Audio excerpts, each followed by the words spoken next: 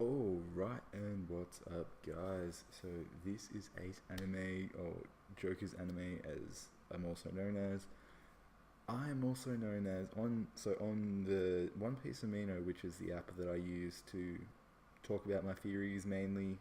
Don't do it much on YouTube yet, but I mainly talk about them on here. Talk about some interesting people too. Get some good conversations. Get some good theories going. I'm just gonna try and change the lighting for a second. There we go.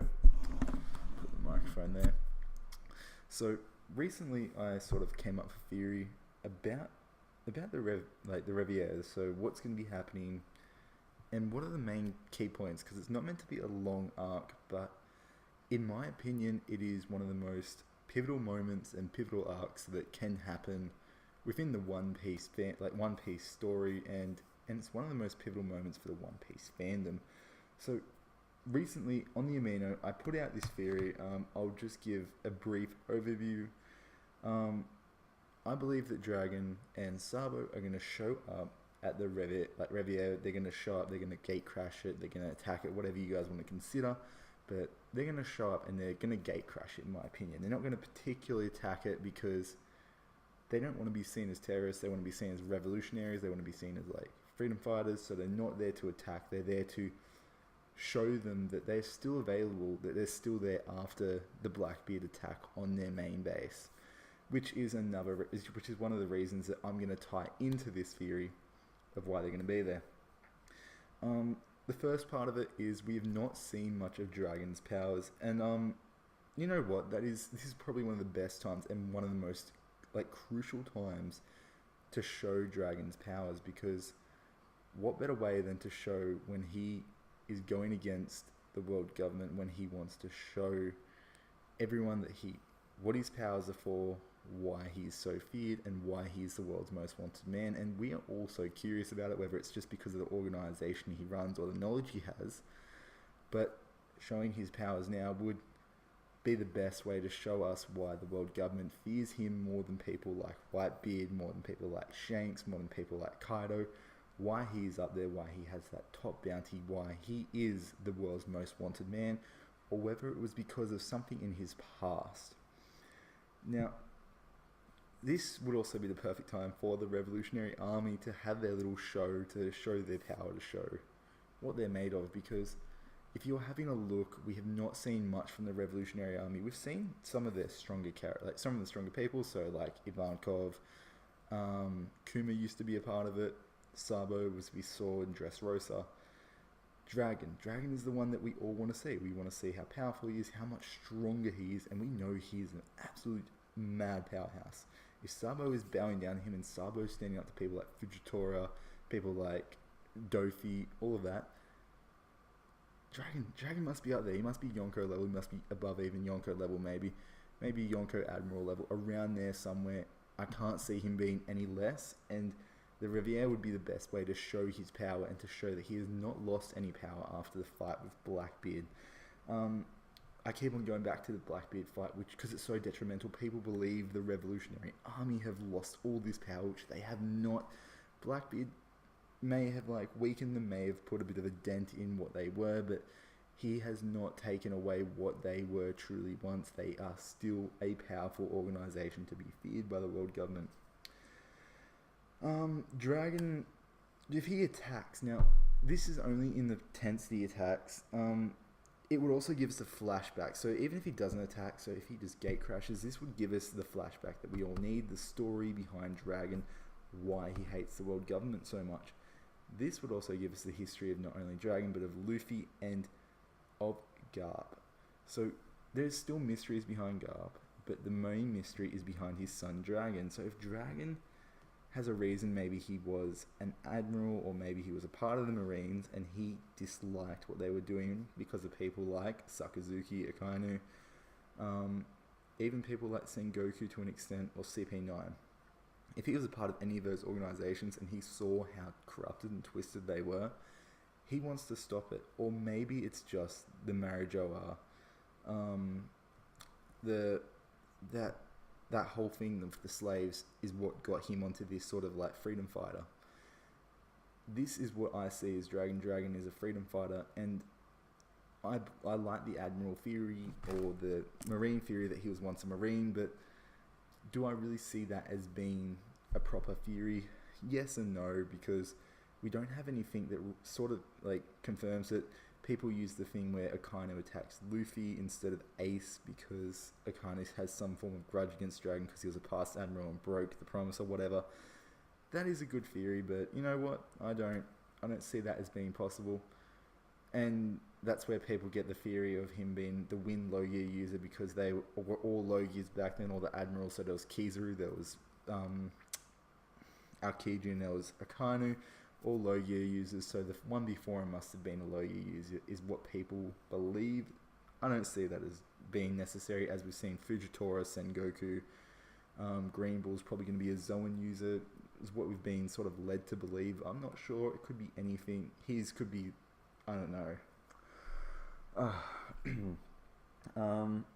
Sabo attending along with Dragon. Now, this is the other part of my theory. Sabo attending would be the biggest thing possible. Now, you are all wondering why Sabo would be attending, how it would be so important for him, because he used to be a noble. He was not a world noble, as I accidentally put in my first time I wrote this theory. I wrote down he was a world noble, but he is not. He was just a regular noble. But one of the people that was in Sabo's family, his stepbrother Stelly, will be at the Reverie. Now, as we've seen, brothers and family is such a big, important thing of the One Piece like story, because there's a Nakama. We've seen what Luffy does for his Nakama, what Sabo does, what Ace does, and Whitebeard, and all of them. We've seen how powerful and how much they fight for their Nakama. Sabo hated Stelly, as many of you may know. If Sabo shows up here and he confronts Stelly, now, when I talked about this, people were saying that he's going to kill Stelly or that Stelly's going to die.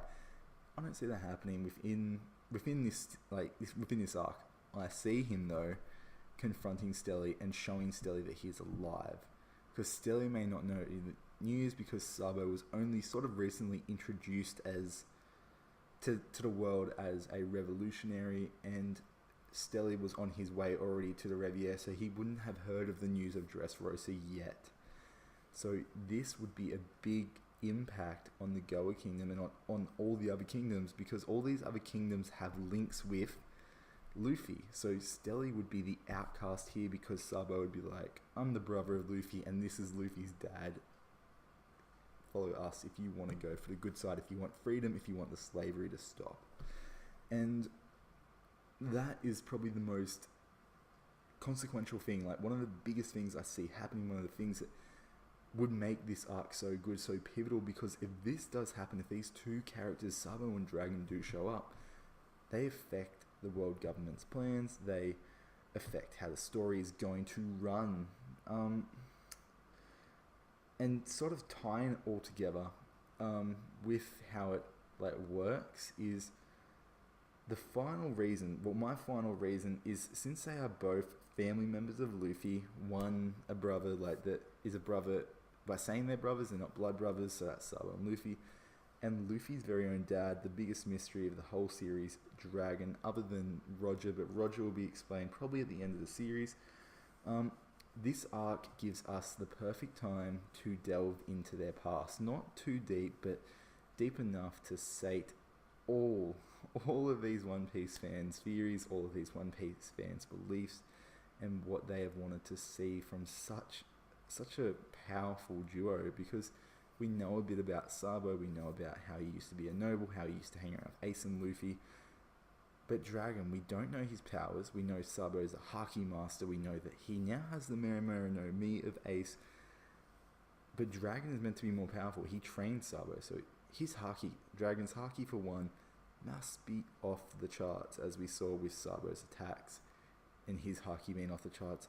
Dragon's must be up there near Shanks tier, near Yonko tier. He'd have to be up there. He'd have to be so powerful for it.